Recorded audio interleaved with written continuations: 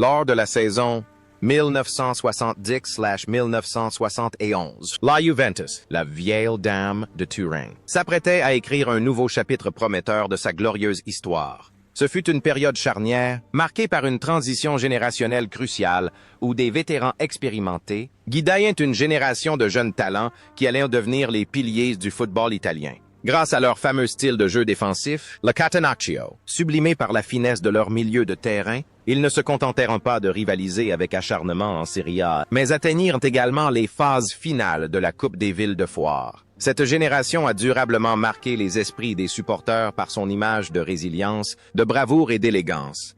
Mais derrière la gloire du terrain, derrière les acclamations retentissantes dans les tribunes du stadio communal ce jour-là, se cachent des destins humains faits de joie, de colère, d'amour et de haine. Plus d'un demi-siècle s'est écoulé. Le temps a recouvert les trophées de poussière, mais a aussi gravé des marques indélébiles sur leur vie. Certains sont devenus de grands stratèges, d'autres ont choisi une vie recluse, et d'autres encore nous ont quittés à jamais, laissant derrière eux d'innombrables regrets. Aujourd'hui, laissez-moi me recueillir et écouter l'histoire de ces héros de la Juventus de 1970/1971. Francesco Morini, alors âgé de 26 ans et membre de l'effectif de la Juventus en 1970, n'était pas un passeur de passes, mais un véritable briseur de ballons. Surnommé Morgan, en référence au célèbre pirate qui subtilisait le ballon à ses adversaires, il devint un mur que tout attaquant redoutait. Le style de jeu de Morini était simple mais d'une efficacité redoutable. Toujours au-dessus du ballon, puissant et intraitable. Sa célèbre citation « Je ne sais pas jouer au football. Mon travail est d'arrêter ceux qui savent jouer au football » résumait parfaitement sa carrière. Bien qu'il n'ait jamais inscrit de but officiel pour la Juventus, les tacles précis de Morini étaient aussi précieux pour les tifosi qu'un but. Loin des terrains, la vie de Francesco Morini reste intimement liée au maillot rayé noir et blanc, comme une évidence. N'ayant pas choisi la voie du coaching, il a été directeur sportif de la Juventus pendant de nombreuses années, un bras droit indispensable qui a contribué à l'obtention de contrats retentissants, notamment celui de Michel Platini. Dans la vie, Morini est un homme poli et intelligent, toujours souriant, à l'opposé de son allure féroce sur le terrain. Il mène une vie paisible, loin des scandales, et profite des joies de la vie avec sa famille et ses amis de longue date. On le croise souvent dans les tribunes, observant son ancienne équipe avec la fierté d'un père et d'un grand-père.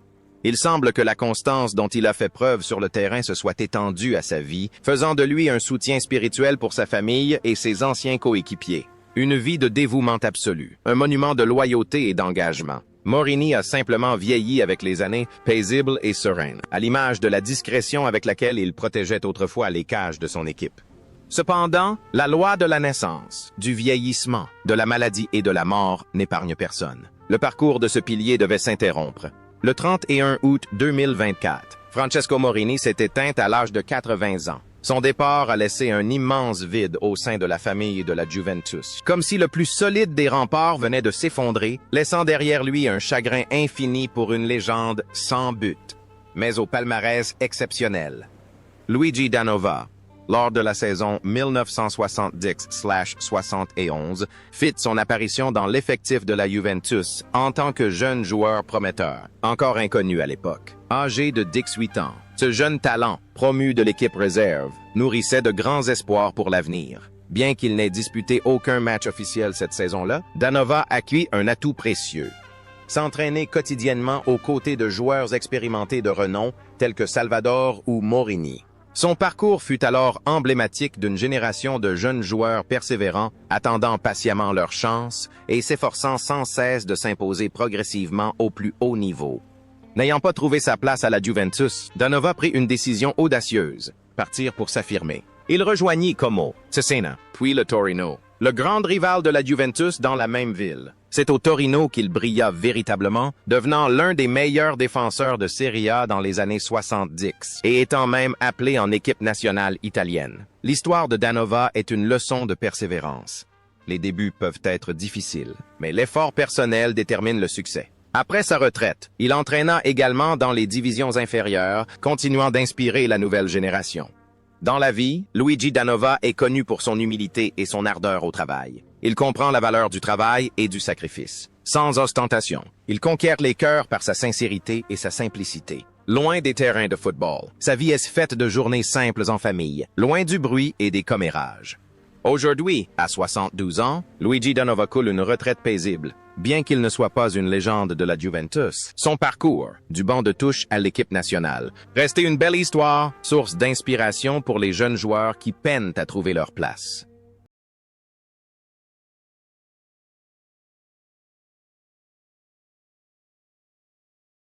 Roberto Bettega, véritable révélation de la saison.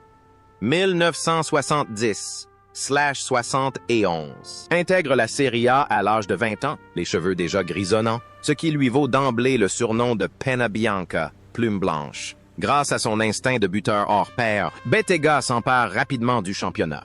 13 buts en seulement 28 matchs font de lui le principal espoir de l'attaque de la Juventus. Le danger que représente Bettega réside dans ses puissants coups de tête, sa finition remarquable et ses déplacements astucieux. Il n'est pas seulement un attaquant, mais aussi le symbole de l'ascension fulgurante de la jeune génération de la Juve à cette époque. La vie de Bettega fut cependant une succession d'épreuves difficiles mêlées de gloire. Au sommet de sa carrière, il contracta la tuberculose, une maladie qui menaça de mettre un terme prématuré à sa carrière. Mais grâce à une détermination hors du commun, il vainquit la maladie et revint sur le devant de la scène pour devenir l'un des plus grands attaquants de l'histoire du club. Après sa retraite, il intégra la direction de la Juventus, au sein du célèbre trio Moggi Giroud Bettegai. Mais le scandale du Calciopoli éclata, bien qu'innocenté. Sa réputation et son âme en furent profondément ébranlées. Bettega était un homme introverti, réservé et fier. Il avait traversé toute la gamme des émotions. Héros du football, malade en phase terminale. Entraîneur puissant, au cœur d'une tempête médiatique. Mais malgré tout, il était resté fidèle à lui-même, l'homme turinois, calme et courageux. Aujourd'hui, à 73 ans, Roberto Bettega a pris sa retraite. Il mène une vie paisible, loin des médias, laissant derrière lui la gloire et les scandales. Pour les vrais supporters de la Juventina, Bobby Gall reste une figure emblématique. Lui qui a consacré toute sa jeunesse et toute son énergie au maillot noir et blanc.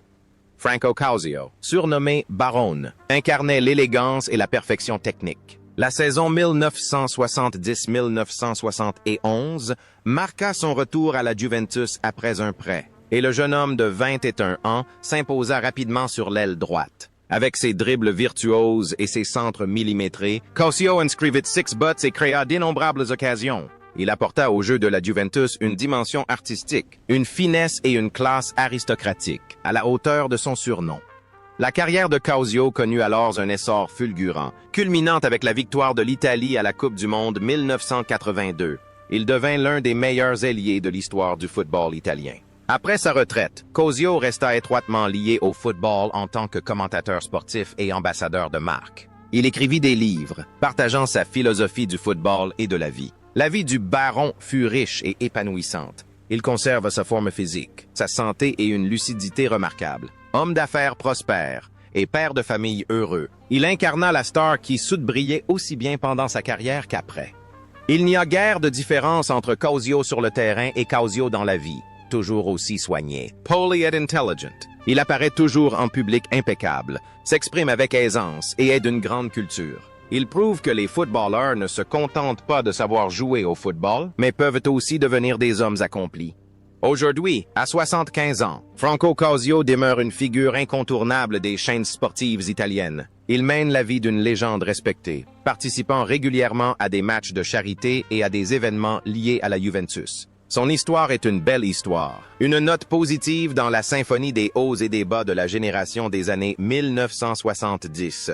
Giuseppe Farino, né en 1946 et malgré sa petite taille, était considéré comme le cœur et les poumons de la Juventus à cette époque. Si Capello était le cerveau créatif, Farino, Louis, était une source d'énergie inépuisable, un joueur qui se démenait sur tout le terrain pour récupérer chaque ballon. Il incarnait à la perfection l'esprit de la grinta, féroce, persévérant et indomptable. Du haut de son mètre 69, Farino inspirait confiance à ses adversaires par sa ténacité et sa capacité à s'accrocher au ballon jusqu'à l'étouffer. Toujours discret et efficace pour l'équipe, il était le pilier qui permettait aux stars de l'attaque de briller. La carrière de Farino fut remarquable. Il passa toute sa carrière à la Juventus, remportant 8 scudetti, un record qui tint des décennies avant d'être battu par Buffon. Furino ne quitta jamais le navire bianconero, même dans les moments les plus difficiles. Après sa retraite, il travailla au sein du centre de formation et du département de recrutement du club. Sa vie fut un modèle de fidélité absolue. Il mena une vie simple et discrète, plaçant toujours sa famille au premier plan. Cependant, le destin a mis le vieux guerrier à rude épreuve. Pendant la pandémie de COVID-19, son épouse, Irene, sa compagne de toujours, a succombé au virus et Furino lui-même a failli y laisser sa vie. La douleur de perdre sa femme bien-aimée a été le plus grand choc de son existence. Mais grâce à la force de caractère qu'il avait forgée sur le terrain, il s'est relevé et a continué à vivre pour ses enfants et petits-enfants. Son image, à la fois solitaire et résiliente, a suscité la compassion et l'admiration de nombreux fans. Aujourd'hui, à 78 ans, Giuseppe Furino est une légende vivante de Turin. Malgré une santé déclinante, sa passion pour la Juventus est restée intacte. Il demeure un symbole immortel de fidélité, une qualité de plus en plus rare dans le football moderne. Fabio Capello, arrivé à la Juventus à 24 ans en 1970, s'est immédiatement imposé au milieu de terrain comme s'il était né pour y jouer. Doté d'une intelligence de jeu visionnaire, Capello n'était pas un simple milieu défensif, mais un regista né, un meneur de jeu d'exception. Sa technique individuelle exquise, sa vision tactique aiguisée et son sang-froid ont façonné son style unique au milieu. Ses 5 buts en 27 matchs lors de sa première saison témoignent de son talent complet. Sur le terrain, Capello se transformait en véritable chef d'orchestre, contrôlant le rythme du jeu et menant ses coéquipiers avec une autorité naturelle. La carrière de joueur de Capello fut brillante, mais sa carrière d'entraîneur le fut encore davantage. Il devint Don Fabio, l'un des entraîneurs les plus titrés de l'histoire du football mondial, ayant dirigé des clubs prestigieux comme le Milan AC, le Real Madrid, la Roma, la Juventus et l'équipe d'Angleterre. Il est réputé pour sa discipline de fer, son pragmatisme et son ambition dévorante. And the whore du football. Capello est un homme aux goûts esthétiques raffinés, passionné d'art et propriétaire d'une impressionnante collection de tableaux. C'est un homme accompli et cultivé qui dégage toujours une grande autorité. Il existe une étrange cohérence entre Capello le joueur et Capello l'entraîneur. Sang-froid, détermination et une mentalité de gagnant inébranlable. Pourtant, derrière cette apparence sévère se cache un homme d'une grande intelligence et d'un humour subtil. Il sait apprécier la vie, voyage à travers le monde et conserve toujours une allure digne. Le mot « échec » n'a jamais vraiment existé dans sa vie, car même lorsqu'il trébuche, il se relève plus fort. Aujourd'hui, à 78 ans, Fabio Capello est toujours un visage familier du petit écran en tant que commentateur sportif. Ses analyses incisives et directes suscitent encore l'admiration. Figure emblématique, témoin vivant de l'histoire du football, il continue inlassablement de transmettre au public actuel des réflexions profondes sur ce sport. Antonello Cucurella, joueur de 21 ans évoluant à la Juventus cette année-là, était considéré comme un véritable atout. Originaire de la Sardaigne, région libre et rude, il apportait sur le terrain l'énergie brute typique de sa terre natale. Bien que formé comme défenseur, Cucurella possédait un talent offensif qui inquiétait toujours ses adversaires. Des frappes puissantes de loin, une grande mobilité sur son aile et une polyvalence lui permettant d'évoluer avec aisance à la plupart des postes, de la défense au milieu de terrain. La saison 1970-1971 fut celle de la révélation, et il marqua durablement son parcours avec le but décisif qui offrit le Scudetto en 1973. Pendant plus d'une décennie, la carrière de Cucurella a été indissociable du maillot rayé noir et blanc de la Juventus. Après sa retraite, il a choisi une voie différente de la facilité et s'est lancé dans une carrière d'entraîneur. Il a dirigé l'équipe de jeunes de la Juventus, remporté le prestigieux tournoi de Viareggio, puis a officié dans de nombreux clubs italiens de moindre envergure, tels que Crotone, Avellino et Grosseto. La vie de Cucurella a été un véritable périple, à l'image de son dynamisme sur le terrain. N'ayant pas peur des difficultés, il n'hésitait pas à rejoindre des équipes moins bien classées pour les inspirer et y construire des bases solides, à l'image de son travail acharné sur le terrain dans les années 70. Dans la vie, Cucurella est un homme de famille, menant une vie simple et sincère. Il ne se soucie pas de la gloire passée et reste toujours humble lorsqu'il évoque ses contributions. On voit en lui l'image d'un travailleur acharné, d'un entraîneur dévoué, toujours soucieux du développement du football chez les jeunes. L'enthousiasme qu'il déploie sur le terrain en tant qu'entraîneur est aussi intense que lorsqu'il était joueur, preuve que sa passion pour le football est restée intacte.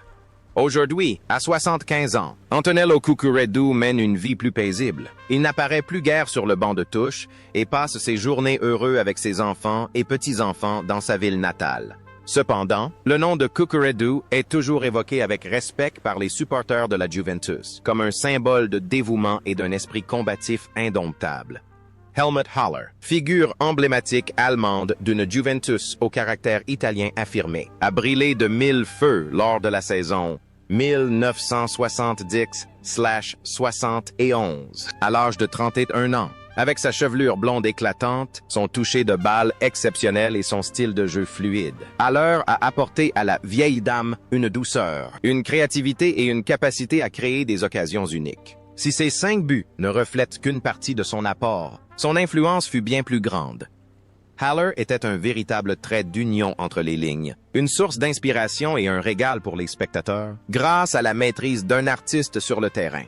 Après avoir quitté l'Italie auréolé du titre de l'un des joueurs étrangers les plus titrés, Haller retourna dans sa ville natale d'Augsbourg et continua à jouer jusqu'à l'âge de 40 ans. Sa vie privée fut aussi brillante et tumultueuse que son style de jeu. Célèbre pour être un coureur de jupons, il se maria à plusieurs reprises et fut constamment sous les feux des projecteurs. Pourtant, derrière cette image de star se cachaient des aspects plus sombres. Durant les dernières années de sa vie, il connut des difficultés financières et sa santé se détériora gravement. Il dut lutter contre la démence et la maladie de Parkinson, maladies qui effacèrent peu à peu ses souvenirs de ses années de gloire. Le contraste entre un ange blond volant dans le champ et un vieil homme malade et solitaire à la fin de sa vie est poignant. L'artiste qui a jadis conquis tant de cœurs a dû affronter son propre oubli. Et puis, l'inévitable s'est produit. Le 11 octobre 2012, Helmut Haller s'éteignait dans sa ville natale d'Augsbourg à l'âge de 73 ans. Sa disparition nous rappelle la fragilité de la vie humaine. Mais dans la mémoire des amateurs de football des années 70, Haller restera à jamais le prince charmant allemand qui a illuminé les terrains italiens. Luciano Spinozzi, le défenseur de 20 ans qui rejoignit la Juventus à l'été 1970, apporta avec lui une énergie juvénile et un enthousiasme débordant. Arrivé de l'AS Roma avec Fabio Capello, il s'imposa d'emblée comme un maillon essentiel de la défense, et non comme un simple élément supplémentaire. L'alliance de sa jeunesse, de sa détermination et du style romain forgea le style de jeu unique de Spinozzi. Lors de la saison 1970/1971, il participa à 28 matchs, devenant un soutien fiable aux côtés de ses aînés expérimentés. Avec sa longue chevelure romantique, son visage séduisant et son esprit combatif indomptable, Spinozzi devint rapidement l'idole de la jeunesse italienne de l'époque. Après ses années de gloire à la Juventus, couronné de nombreux scudettos, Spinozzi a poursuivi sa carrière à la Roma et à Vérone avant de raccrocher les crampons.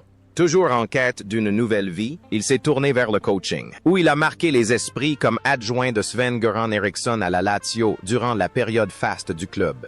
La vie de Spinozzi est un tourbillon d'activités. Connu pour son humour et sa sociabilité, il conserve une passion intacte pour le football. Bien que moins médiatisé que ses anciens coéquipiers, Spinozzi occupait une place prestigieuse dans le monde professionnel, où son savoir et sa vaste expérience sont reconnus. Il existe un contraste saisissant entre Spinozzi sur le terrain et en dehors. Sur le terrain, c'est un guerrier qui n'a pas peur des contacts. And dehors, c'est un homme d'une grande douceur qui savoure la vie avec poésie. Il passe beaucoup de temps en famille, s'investit dans la vie associative locale et intervient occasionnellement dans des émissions de commentaires sportifs, apportant un regard à la fois incisif et humoristique. Aujourd'hui, à 74 ans, Luciano Spinozzi coule des jours paisibles après des années de combat. Il a quitté le banc de touche, préférant se retirer discrètement pour profiter de sa retraite. Malgré ses cheveux grisonnants, le regard du défenseur brille encore de fierté lorsqu'il évoque sa jeunesse trépidante. Ou, avec ses coéquipiers, il a écrit de glorieuses pages de l'histoire du football italien.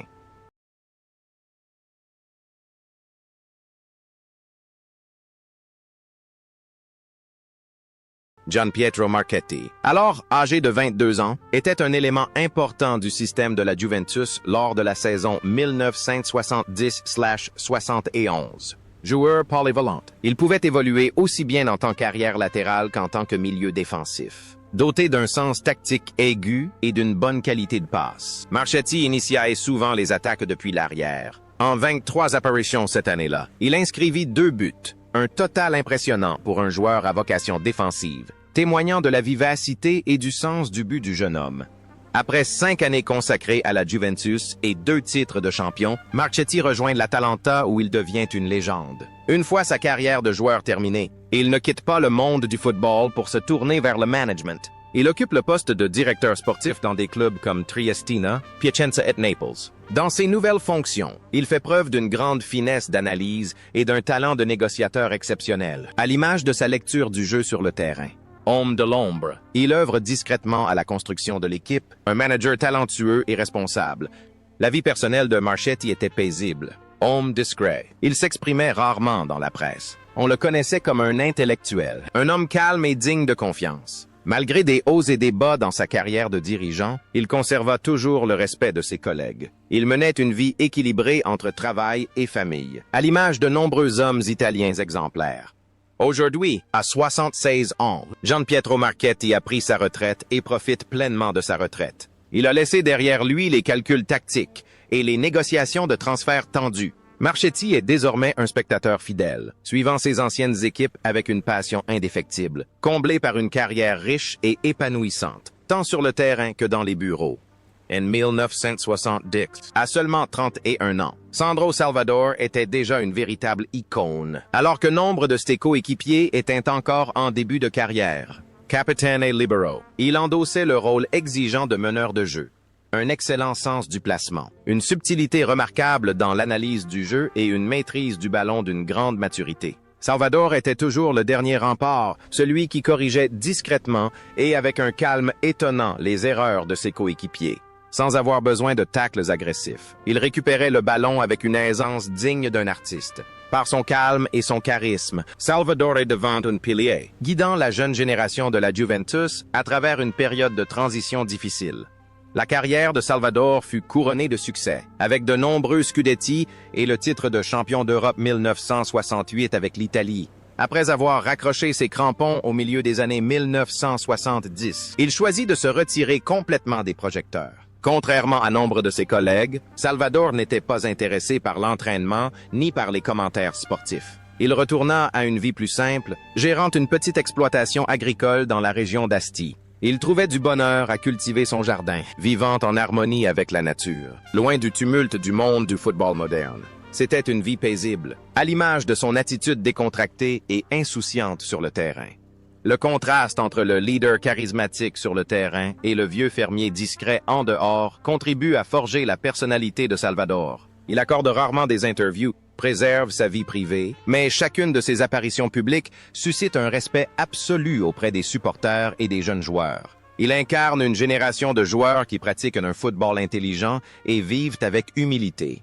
Cependant, le parcours de ce capitaine exemplaire s'est interrompu par une froide nuit du 4 janvier 2007. Sandro Salvador s'est éteint subitement d'une crise cardiaque à l'âge de 67 ans. Son départ, discret, a laissé un grand vide dans le monde du football italien. Son héritage ne se limite pas au titre, mais incarne à jamais l'idéal d'un leader courageux, élégant et responsable. Pietro Anastasi, surnommé Pietruzzu par les supporters du sud de l'Italie, fait une entrée fracassante sur la scène footballistique à l'âge de 22 ans, devenant à l'époque le joueur le plus cher du monde. Lors de la saison 1970-1971, avec 6 buts à son actif, il fut non seulement un buteur fiable, mais aussi un symbole d'espoir et d'ambition. Né dans la Sicile pauvre, le succès d'Anastasi dans la ville industrielle de Turin incarnait le rêve d'une vie meilleure pour des millions de travailleurs migrants venus du Sud. Son style de jeu, agile, puissante, spontané et passionné, reflétait l'ardeur des peuples méditerranéens. La carrière d'Anastasi à la Juve fut brillante et couronnée de titres, mais sa fin fut une tragédie déchirante. Après sa retraite, il mena une vie simple, travaillant comme entraîneur d'équipe de jeunes et commentateur sportif. Il était apprécié pour sa personnalité douce et honnête. Mais le drame survint lorsqu'on lui diagnostiqua la SLA, sclérose latérale amyotrophique, une maladie terrible et incurable. La maladie le priva progressivement de sa mobilité, transformant l'attaquant autrefois si rapide en un alité immobile. Le contraste cruel entre un Pietruzzu flamboyant, marquant des buts contre la Yougoslavie en finale de l'Euro 68, et un Anastasie épuisé et souffrant dans ses dernières années, suscitait la compassion. Il ne voulait pas devenir un fardeau, il ne voulait pas perdre sa dignité humaine. Et puis, le parcours du héros s'est achevé dans les larmes. Le 17 janvier 2020, Pietro Anastasi s'est éteint à l'âge de 71 ans. Plus déchirant encore. On a appris par la suite qu'il avait choisi l'euthanasie pour mettre fin à ses terribles souffrances. Sa disparition fut un choc immense, suscitant une immense vague de sympathie. L'héritage d'Anastasie ne se limite pas à ses ambitions. Il incarne l'histoire d'un fils du Sud conquérant le Nord. Une étoile brillante éteinte dans la tragédie, mais dont le souvenir restera à jamais empreint d'une douce nostalgie.